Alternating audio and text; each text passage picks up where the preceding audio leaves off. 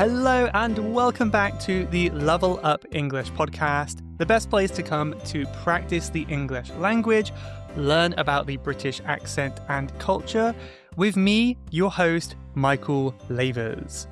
Hope you're having a good week so far. I know that I am, and I'm quite looking forward to this episode, except I do have some difficult news to share. In fact, very emotional news because I got ghosted. I was ghosted recently, and she hasn't replied to my messages. I don't know what to do.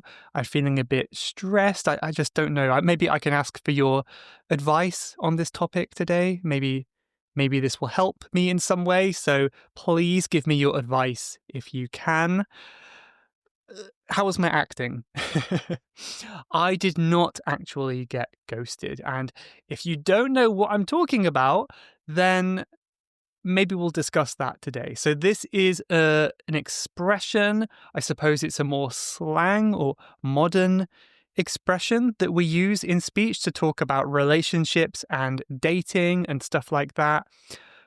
I'm kind of realizing now this would be a really good episode to release on Valentine's Day, but instead of that, I'm releasing it at the complete opposite end of the year. So deal with that. But I suppose it's summer now, and maybe it's a good time to go on some dates, whether you're single or not. Take your partner, go somewhere nice and sunny if you can, get outside. Who knows? Depends where you live, right?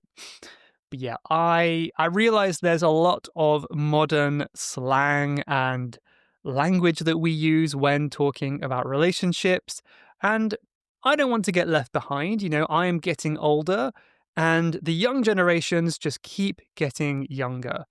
I was still shocked to learn that people who were born in the year 2000 are now adults, and I think it's getting even worse than that. You know, people born in 2010 are becoming adults now. And like 2010 was like 2 years ago, right? It's just crazy to think about that. I guess that's a universal problem. Everyone goes through this all throughout time. You feel the same, and yet everyone around you is growing and changing. It's a very weird feeling, isn't it? And yeah, I suppose I could get caught down this rabbit hole, down this topic very easily, but I'm going to try to avoid it. The main reason I'm talking about this is because there's so much new slang that's coming out, and I feel like I'm getting left behind. As I'm getting older, I'm less and less sure what the kids are talking about. But there's a few things today that we can mention which they're not exactly like really new slang phrases. I think with a lot of slang, unless you're using it on a daily basis, you know, in the UK, for example, it's not so useful because a lot of slang will just disappear after 1 or 2 years. You know, so you can spend all of your time studying new slang, but then it goes out of date very quickly and it's no longer useful. The phrases we'll be looking at today, there's a mixture. Some of them are just general words. Some of them are more kind of slangy, newer words, but they have been in use for several years at least. So you can be quite confident that everything we talk about today will be part of English for several more decades at least. You don't have to worry about learning something that will go out of fashion. But yeah, I suppose we can get right into the first one, and I can explain exactly what happened when I was ghosted. Ghosted, or to ghost someone, is to basically cut off communication with that person. And I think this is a more modern phrase because it's become more common in the days of online dating, dating apps and stuff like that. I suppose back in the day, it was much more of a big deal to ghost someone. You know, if you maybe dated in the 90s or the 80s and you stopped talking to someone, they might come to your house and say, hey, what's going on? What's wrong with you? But these days, there are just so many options. I imagine this is the reason when you're on your dating app and you can probably chat to 20 different people all in the same evening and keep it secret, of course. And one person, you might stop talking to them because you lost interest. And it doesn't matter because there are still 19 more people to talk to. And if not, you can swipe away and find more people as well. By the way, swiping is this action of moving your finger to the side on your phone. Usually it's a side to side action. I would say generally you swipe across and you scroll up and down. That's generally the direction. But yeah, quite a few dating apps have this swiping feature. I think Tinder popularized it. And yeah, there's just so many. It's so easy to find partners now online. It's not necessarily easy to find a date, but it's easy to find options anyway. And I think because of that, ghosting becomes more common. So again, this is where you just stop talking to them completely. And, I guess it can be quite personal. I'm not going to talk too much about the personal side today. If you want to, you can let me know if you have been ghosted before. This is the passive form, by the way. I was ghosted by someone. That's passive voice. But yeah, for sure, it's not a great feeling. Thinking back, I definitely have been ghosted a few times. And it doesn't have to be with romantic relationships. It could even be with friends as well. And to be honest, I've been on both sides of the situation of the ghosting. When I was a teenager, I guess maybe 19, late teens, I ghosted someone that I had been talking to, just a friend, a guy that I was hanging out with. But I think it was kind of an immature thing to do, but it was at a time in my life where I was trying to surround myself with good friends and not negative friends. And I found this friend was quite negative and very clingy. Like he always wanted to do something and it was getting very annoying. And I guess I didn't have the emotional maturity to talk with him about it. So I just stopped talking to him. And yeah, I think I saw him one more time after that, but then we didn't speak anymore. So again, maybe not a great way to end a friendship, but I guess especially when you're younger, these things are more common. But yeah, maybe you can let me know. Here's a more general question. If someone ghosts you, they disappear like a ghost, what should you do? Should you just ignore it and move on? Whatever. They're not a good person. Should you confront them? Say, hey, why are you not responding to my text? What did I do? Tell me. Or maybe try to win them back. Like, I don't know why you don't like me, but I will do whatever it takes to become your friend or boyfriend, girlfriend once again. So yeah, let me know what you think you should do. And if you're feeling happy to share your personal life, you can also let me know if you've had any experience with that as well. But yeah, not a super nice thing to do or to receive either. The next phrase is quite a funny one. I like this phrase, even though again, it's not really a positive thing, but this is known as catfishing. Catfishing. I believe this comes from a catfish. It's not cats fishing, but there's a type of fish called a catfish. It comes from some documentary or something. I don't exactly know where it comes from. I don't think it's really that important to understand the meaning. But essentially, catfishing is pretending to be someone else or maybe to deceive someone, to trick someone, often romantically. I would say the most common way of catfishing is using highly edited photos or even fake photos. So you might want to trick someone. Let's say if you're very lonely and you want a date, but you think, I'm too ugly, I'm not going to get a date. So I will go onto Google and I'll say, handsome man. I'll get this picture of a handsome man, put him on my dating profile, and I'm going to get lots of matches because I am catfishing the poor women there who believe I'm this handsome man, and they'll be very disappointed when they find out who I really am. And I guess I don't understand enough about the psychology behind catfishing. In cases like that, I don't know why they do it. Maybe they're expecting, okay, I know it's not me, but perhaps, once they get to know me, they will fall in love with me. Maybe they have that feeling. I know in many cases, it could be like old photos. Like, I think people get very insecure as they get older. Like, maybe let's say if I'm dating today, I don't have any hair and I'm getting more wrinkles. I look older and I don't want people to swipe me away because I'm ugly.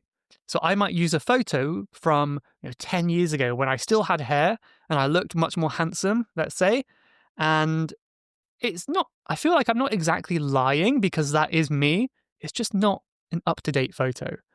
So maybe I'm hoping that the person won't notice, but usually I think they will. And this is an example of catfishing, where they look really good in the photo and they're not so good in real life. And I guess that's one form. I can understand that it comes from a place of insecurity rather than trying to deceive someone. I think usually that might be the case. I would give them the benefit of the doubt, which means I would rather believe they are insecure rather than trying to do something evil or bad.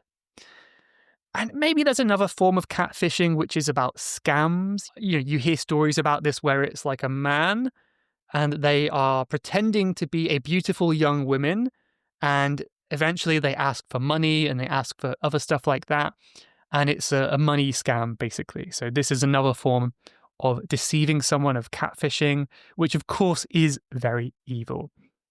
But yeah, I don't know. What do you think of catfishing though? I guess first of all, why do you think people do it? Have you ever heard about this or had any experiences with this yourself? And I suppose, what do you think you would do if you were catfished? If you met someone who looked nothing like their online profile? I, again, I can't think if it's ever happened to me, honestly, but I, I like to think that I wouldn't care. So let's say if it's the case of possible insecurity, again, I don't want to try and like make myself sound too good, but I don't know. I don't think like looks are too important in a relationship. That's my opinion. So even if the person looked a lot worse, let's say they were a lot traditionally less attractive than their online profile picture, I don't think I would leave. Maybe they're still a really nice person. I suppose it just depends, doesn't it?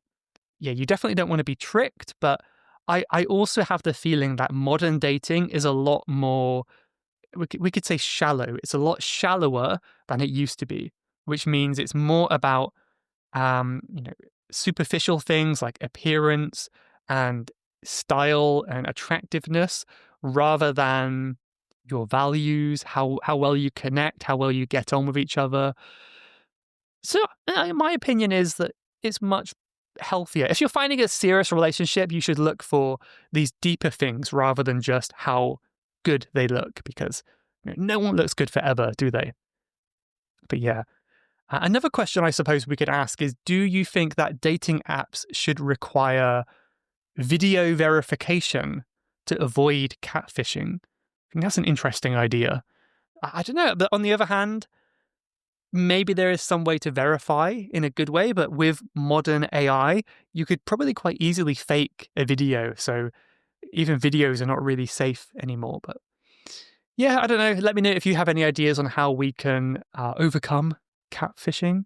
But yeah, hopefully you don't have to deal with that yourself. Okay, the next one I want to talk about is another phrase I love because it's quite fun to see people discuss it and talk about it. And again, it's quite easy to imagine what this means, especially it's quite easy to think about when I tell you the meaning for sure. And this is the phrase red flag, a red flag. Red, of course, is the color of danger and warnings. So a red flag is a warning sign that a relationship might not be healthy, or perhaps a warning sign that a person will not be a suitable partner. And when you get into a relationship, I think it's really, really important to be aware of these red flags. So a common one might be, I think this could be unfair, but it's based on a genuine concern. And this is, if you're in your 30s like me and you're dating, obviously you've been an adult for quite a few years already, and you are dating someone, you go on a first date and they said they've never had a partner before. This is their first date. That's not necessarily a bad thing, but I think you should have a red flag maybe going up in your head. Like you might be wondering to yourself, why have you never had a boyfriend or girlfriend before? Like, why not? Is there something wrong with you? Uh, I mean, it could be totally normal. Maybe they just haven't found anyone suitable, but it's definitely unusual, right? So that's a possible red flag. Again, it doesn't mean it's bad. It just means it's a warning sign. It's a possibility, a signal that something could be bad. So I think it's really, really good to be aware of these red flags.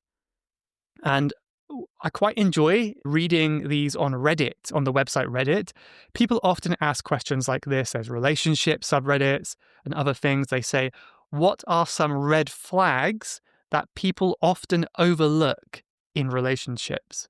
In other words, people ignore. Some of them are very, very clear red flags, and some of them are more subtle. Like, one of them is when you start to hate the person you are when you're with them. I mean, that could be a good one. Like, if you feel like the person you're becoming is not the person you want to be when you're with your partner, that could be a red flag that they're not the right person for you. Another comment here is, I'll explain this one, using ultimatums to get their way instead of compromising. So this is quite a big red flag, I would say. An ultimatum comes from the word ultimate, and it means basically like, do this or else I'll break up with you. Now, if you don't help me with this thing, then I will break all of your stuff. It's like almost like a threat, some kind of like serious consequence if you don't do what I want. It's quite manipulative. And that is a red flag in a relationship, I would say. And I mean, maybe everyone does this from time to time. So again, it's not a sign that you need to break up right away, but it's definitely a warning that it might not be healthy. And I love Reddit because people are so funny. Someone replied and they said, if you don't stop making ultimatums, I'm going to leave you. So that's kind of just joking. But that is an example of an ultimatum. So yeah, that is not a nice thing to hear in a relationship all the time. It's quite stressful. Another red flag, one more here that is a really good one, is if all of your friends and your trusted family members don't like your boyfriend or girlfriend. That's a bit of a red flag. And I don't know, maybe we've all been there, but maybe you're blinded by love. That's a common expression as well. You're blinded by love. You like this person so much that you can't think clearly. Maybe they are quite manipulative. And all of your friends and family might be able to see things that you can't see. And if you trust your friends and family, then maybe you should listen to them. So if they don't like someone, maybe consider why. Because it could be a red flag. Again, they might be wrong, but if everyone has the same opinion, it could be a good sign, right? And I think one more example of a red flag leads really nicely into our next expression, which is love bombing. If someone love bombs, I think this can be a bit of a red flag. This is quite another new cool phrase. You know, a bomb is explosive, of course. It goes everywhere and it's overwhelming. If you're bombed, that's not nice, of course. And love bombing is also not nice. It's too much. It's too much. So this is when you give someone extreme levels of attention or affection. And usually the reason this is done is to gain control, right? So I think it's really common at the start of a relationship and someone will start love bombing you. They will be really, really kind of crazy and attached to you. They might be sending you gifts all the time, buying you stuff and paying for you. They might be always wanting to see you and hang out with you and hug you and kiss you and all this kind of stuff. And it's quite overwhelming. Of course, it's nice to be together, especially at the beginning of a relationship, but too much might be a red flag. I suppose it is a form of manipulation because the other person is expecting you to reciprocate, which means give back, and it kind of makes you more dependent on them, right? You're rushing through the relationship stages and maybe their goal is for you to only want to be with them and, ignore your friends and stop seeing your friends and family because you want to be with this person. And yeah, it's not great. I think generally healthy relationships will happen at a pace where both people are comfortable. It's not going too fast or too slow. You know, the speed is different for each person, right? But I think a good relationship is when people agree. They don't have to say out loud that they agree, but they agree on the speed at which the relationship is moving. Some people get married after 2 weeks, kind of crazy to me, but it works for some people, and some people get married after 20 years. Everyone's different, and I think you have to be aligned in that area, don't you? Look at me here. I'm giving relationship advice. This is Relationship Corner with Michael. Yeah, I'm definitely not an expert, but it's always good to try, isn't it? So one question to consider is, how can you tell the difference between genuine love and love bombing? I haven't really thought about it, but again, I suppose if you feel uncomfortable, that is a sign that you might be being love bombed. It's a sign. It's not sure, but it's possible anyway. And of course, in a really, really negative, sad way, in the most extreme cases, love bombing is done for extreme manipulation. Like, again, scamming people, trying to take their money, trying to use people to get what you want. I'm not going to talk about any specific stories, but maybe you have an idea of what I mean. When someone is love bombed, they will feel like they have to do something in return, and that is where they get trapped and they get scammed or whatever else. It can be very dangerous. So it sounds quite benign, which means it sounds like it's not serious. Benign is not serious, but I think it can be sometimes. It can be for sure. Okay, so the next one we have is something called breadcrumbing. I think there's a lot of similarities in these today. We've got catfishing, love bombing, breadcrumbing. There's a lot of compound verbs. And I'll be honest, this is one that I had never heard of before, but after some research, I have confirmed that it is a common phrase. I'm just simply too old and not single, so I don't need to know this one, I suppose. But this again is quite a nice visual phrase that you can imagine in your head. And this is when someone gives you just enough interest to keep you interested, but they never commit fully. They never commit more deeply than that. So it's kind of like if you are trying to attract an animal, you might leave a trail of breadcrumbs for them to eat, follow your trail, but they're never going to get the full piece of bread. They're going to get just enough food to keep them following you and keep them interested, but they'll never get the full meal. So that's where the idea comes from. And I think this is quite common as well. I think the main reason that people breadcrumb is when I think it's because people love to be loved. It's a nice feeling when other people like you, but maybe you've decided that this person is not the ideal partner for you. So you don't want to start a relationship with them, but you like the fact that they like you. So maybe it's going to be occasional like smiley face or heart emoji in the messages, but you're never really going to respond directly to any very flirty or relationship-y questions. If someone says, hey, do you want to be official boyfriend and girlfriend? They might kind of steer the conversation in another direction. So again, it can be quite manipulative, I suppose. Again, giving people the benefit of the doubt. People might be doing this without realizing. They might not realize that they are breadcrumbing someone else, because again, it kind of is done out of insecurity in some cases. I can totally see that. So that would be my nice positive way of looking at it.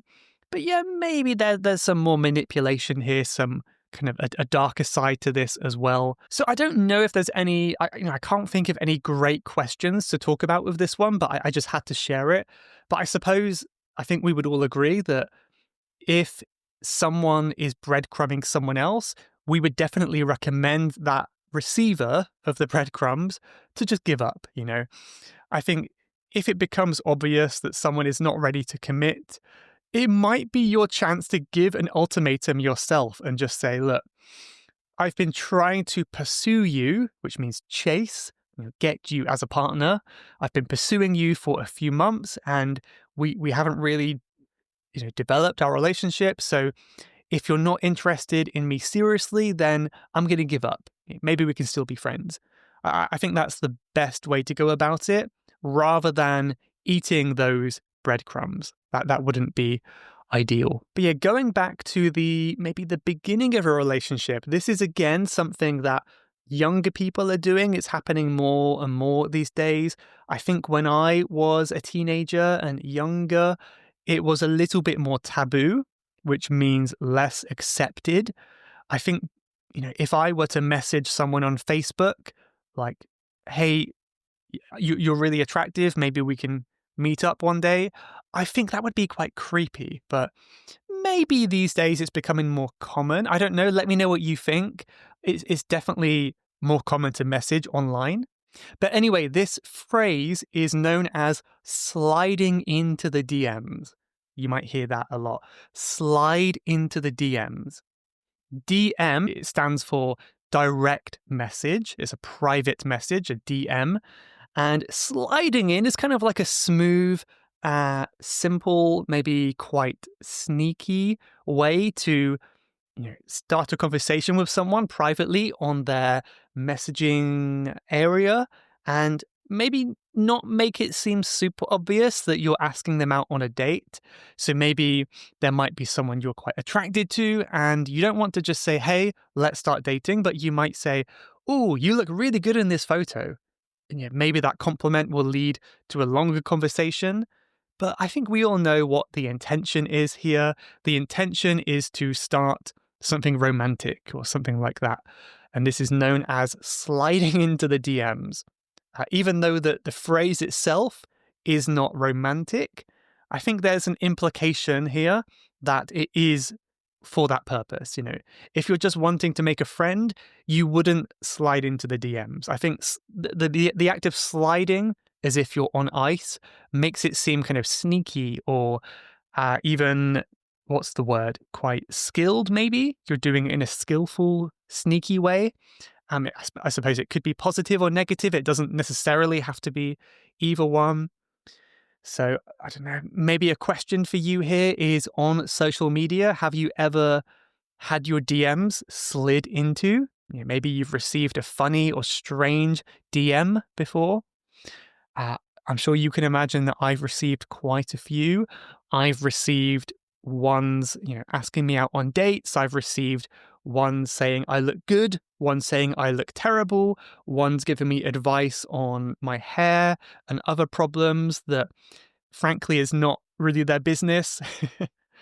And I think the most common ones I get are related to business. So it's not exactly sliding into my DMs, but they're still reaching out to me because they want something. And it's always a pet peeve of mine, which means something that annoys me. And this is when people, they want you as a client, they have a business or a service, and they want to get me as a customer. For example, a video editor looking for some work. Michael, do you need someone to edit your videos? But the first sentence they give me is always an insult. I have no idea why they think this works. I get them almost every day, and it's something like, I think usually they're copied and pasted. They're not really written individually, but it's something like, Michael, I've been watching your channel for some time, and I think your recent editing is terrible. Maybe I can help you. And I think even if I agree that I need some help, there's no way I'm going to choose someone who just insulted me, Does anyone do that? I find that so insane. But those are some common messages I get. Again, it's not romantic, of course, but luckily I don't get too many of them. Hopefully it stays that way. But yeah, that's some of the funny ones that I get, I suppose. Maybe if you have some funny ones or creepy ones or suspicious ones, you can also let me know as well. I'm sure if you have, social media like Instagram or TikTok, I'm sure you've had something like that before. And maybe a more general question about this topic of sliding into DMs is, do you think it's okay to approach people on social media with the intention of starting some relationship? Is that okay to do, or is it always creepy? Is it always wrong? I don't really know, honestly. I am not really in this kind of world, but I suppose it is becoming more common, but it does feel a little bit, again, manipulative because you wouldn't say from the beginning what your intentions are, but there's a reason why you're messaging them. And there might be some kind of game that you're playing to try to start things, right? It could be a little bit manipulative, I suppose. Okay, two more phrases I want to mention now. One of them is a very common one that I have a feeling that this became popular when I was a teenager, like, you know, could be 10, 15 years ago, maybe. I'm not exactly sure, but that's when I feel like I started to hear this word more. And this is friend zoned. Friend zoned. Notice when I say it quickly, I don't pronounce the D on friend. It becomes friend zoned. It's just easier to pronounce in that way.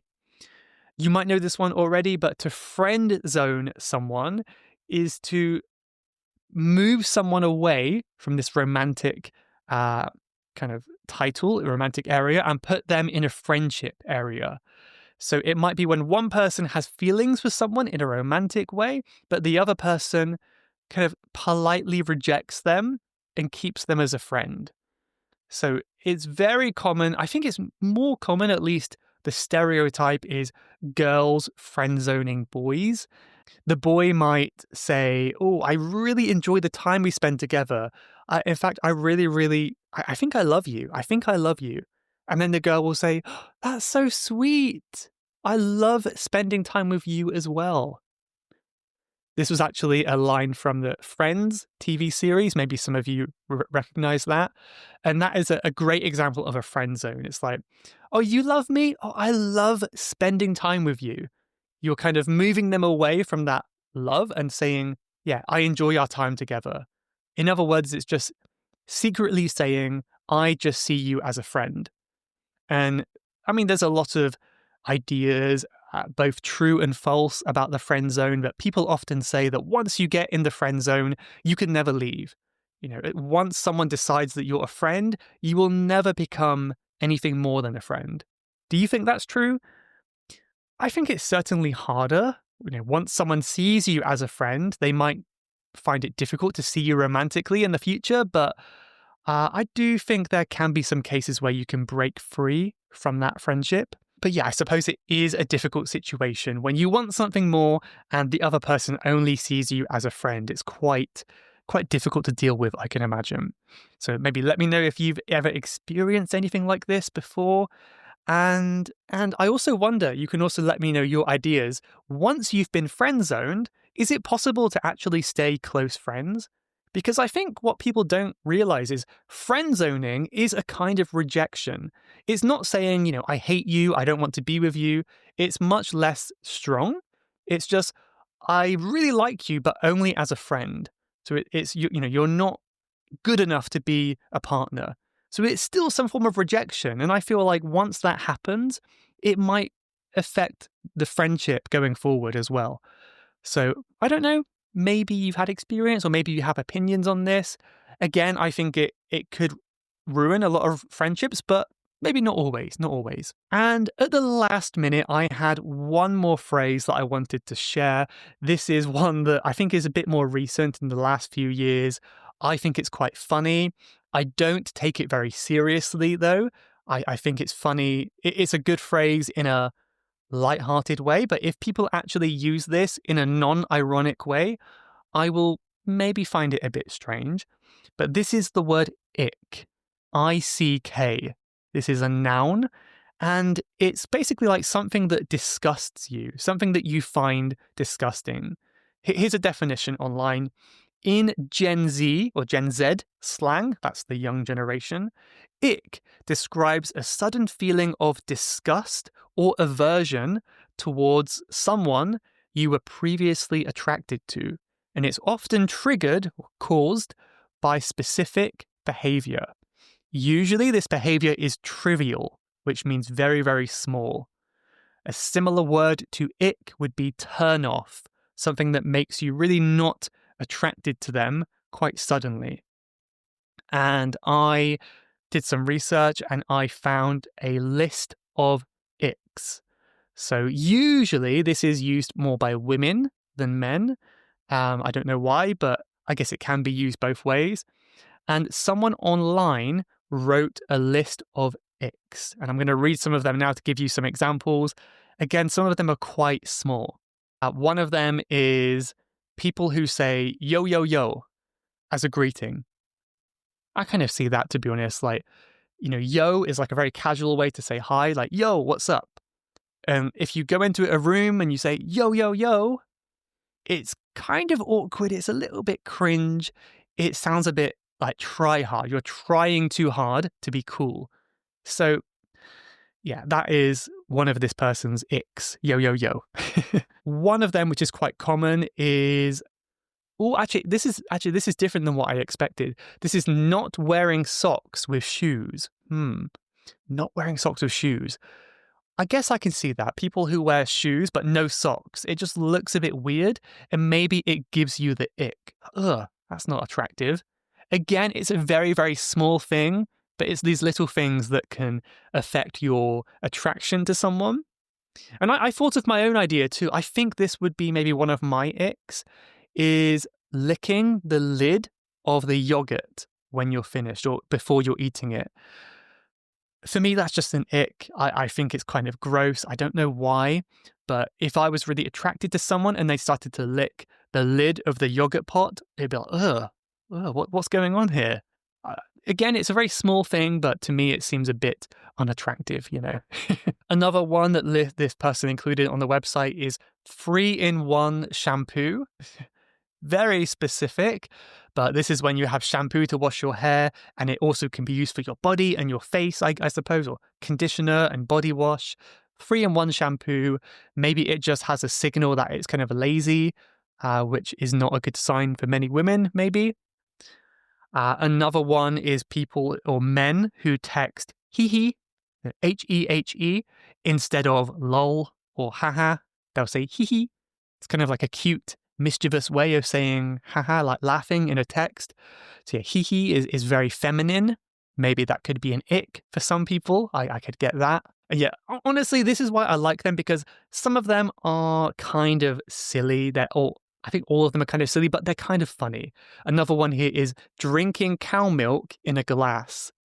You're a grown man and you're drinking milk in a glass. What are you, a child? So again, I don't agree, but it's a funny ick to give. And the final one, which I kind of agree with, is calling women females. Right. Generally in English, unless you're talking scientifically, we use male and female as adjectives, like the female tennis player. That's totally fine. But when we're talking as a noun, it can sound a little bit sexist, If you say, look at that group of females over there, it sounds very weird. It sounds like a kind of person who maybe hasn't had many girlfriends before. So I totally understand why this would be an ick. And I think many people, men and women included, would agree on that one. So anyway, I'm going to leave my list of icks there. Again, they're not really mine, but it's kind of a funny term. So let me know in the comments. One last call to action today. Do you have any icks? Is there anything that your partner or future partner would do in a relationship that would cause you to go, ugh? Like really, really small, silly, trivial things. Let me know. Okay, I think I'll end it here for today. I do hope you've enjoyed this list of expressions and relationship slang and idioms. Let's just end with a quote now from Stephen Covey. The biggest communication problem is we do not listen to understand. We listen to reply. I love this one because I think it applies to other things. It applies to me as well. When I'm talking with someone, I'm thinking about what I should say next, and I'm less focused on understanding what they are saying. And I think to be a good listener, we should switch that. We should really listen to understand, and it's something that I really need to work on. And maybe it's a good reminder for all of you as well. So I'll leave it on that today. I hope you've enjoyed this episode. I hope you found it fun and useful, and I will see you next week for another fun, educational episode. Have a good week. You have been listening to the Level Up English podcast. If you would like to leave a question to be answered on a future episode, then please go to levelupenglish.school/podcast. That's levelupenglish.school/podcast. And I'll answer your question on a future episode. Thanks for listening.